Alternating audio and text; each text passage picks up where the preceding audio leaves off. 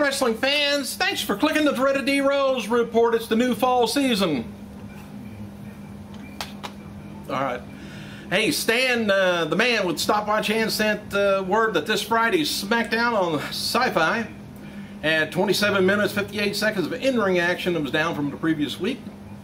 CM Punk's going to be appearing at the Kmart, Clearview Parkway, New Orleans, Louisiana, October 2nd, 11 a.m. if you want to be there. Signing is open to the first 300 attendees and wristband policies in effect.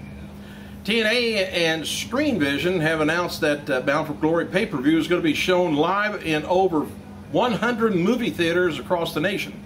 Like I said years ago before pay-per-view, that was called closed circuit TV, and they did that all kinds of boxing and of course first two WrestleManias. Here we come again. Following his victory over Alberto Del Rio, Saturday night's Raw live event in El Paso, Texas, CM Punk paid tribute to the late Eddie Guerrero. Punk spoke on the microphone and said when he thinks of El Paso, he thinks of Eddie Guerrero, feels that even though Eddie's gone, and if the people who were touched by him spread his legacy, then he will continue to be alive. And then blew a kiss to the arena ceiling in memory of Eddie. Fans chanted Eddie with Punk to conclude the show. Vicky Guerrero appeared at the event as it took place in her hometown, and she was accompanied by Dolph Ziggler, the U.S. champion, for a match with John Morrison, and was jeered. A small Eddie chant broke out during the match, though. After losing on SmackDown, Daniel Bryan has left frustrated over Sin Cara's shenanigans and not having won any matches since Money in the Bank. He vented his frustration on a video on YouTube. If you want to check it out. I don't want to.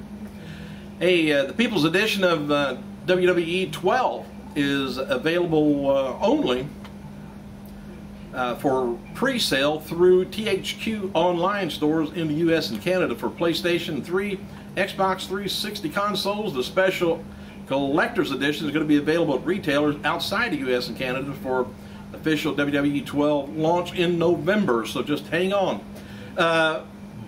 THQs, they just wanted to get a window on the other things, to get many of these can be sold ahead so they could pocket the money. Before recent Edge Appreciation Night on SmackDown, there was talk within WWE that Edge didn't want to participate in any angles at his time, or at this time, and he was hesitant about the big night in Toronto. And according to updated numbers, WWE, the preliminary buy rates for SummerSlam pay-per-view is only 301,000 buys, down from 350,000 buys in 2010 and 370,000 buys in 2009. The preliminary number has 174,000 buys from North America and 127 buys internationally. So you take close to $50 times 50,000 buys. That's how much money they didn't get. They didn't really lose it, I guess, but. Former WWE Women's Champion Bull Nakano, remember her? Who hasn't had much to do with wrestling since 1996. She recently announced that she's going to be retiring at a show on her 44th birthday in the Tokyo Dome City Hall, January 8th. Nakano, she was billed around 130 pounds. Last year she married kickboxer Inoki, and had been a professional golfer since leaving wrestling. And she recently, you know, if you've already left wrestling, how can you announce your retirement? Anyway, she's been confirmed. WWF women's wrestler AJ Kong, who teamed with and feuded with Inoki, has already been confirmed for the show. So I guess that'll be her last show. Maybe she'll come in with a golf club. Hell, Triple H used a sledgehammer, and he's not even a construction worker. Matt Hardy has some new videos up on YouTube. Thought he was in rehab. The first posted September 22nd and taken before his rehab. See, I never read this ahead of time. Asked fans to send their demo videos for his wrestling school that he plans to open. Hey, Fast 5 with The Rock hits stores on DVD and Blu-ray October 4th. Randy Orton is going to be appearing at Slackers CD and Games in Louisville Mills in Louisville. I don't know where I got that from. Anyway, St. Louis Mills in St. Louis, Missouri. Today at 5 o'clock. While I'm doing this, you got about 2 hours. Stan, the man with stopwatch hand, said Tuesday's WWE NXT had 23 minutes 58 seconds in-ring action. Bobby Lashley is now accepting inquiries for appearances at wrestling shows. He's sporadically appeared at the Inoki Federation in doing mixed martial arts bouts, but now accepting offers from other regular wrestling organizations.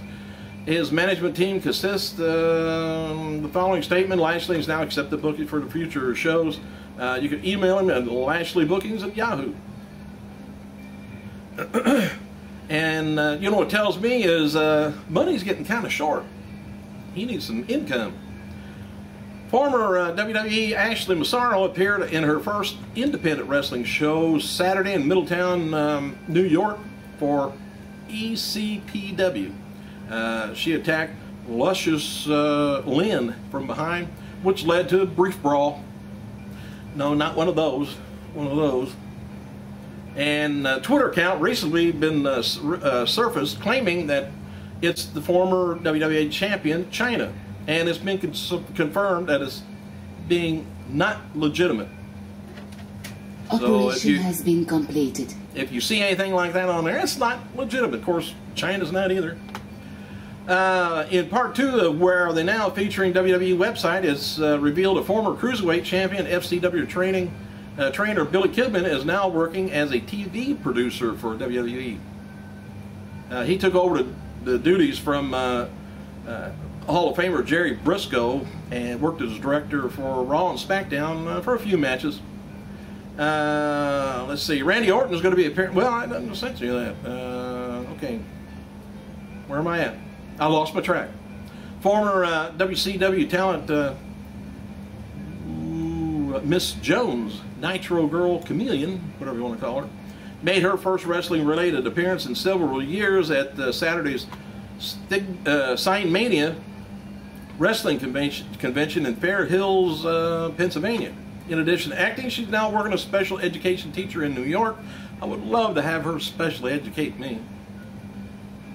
Saturday's Raw live event, El Paso at the Coliseum, El Paso, Texas, drew a sellout crowd. And furthermore, John Cena was not advertised for the event, so it sold out without him. Although Randy Orton is presently involved in a program with Mark Henry, there's been talk of building up another match against him and Cody Rhodes due to the amount of attention that it got on SmackDown. He just bloodied him up. As noted also, WWE sent out a survey about fans and potentially programming for the WWE Network, and some of the movies, including some move pay-per-views to the channel. And here's a bit of the odds and ends.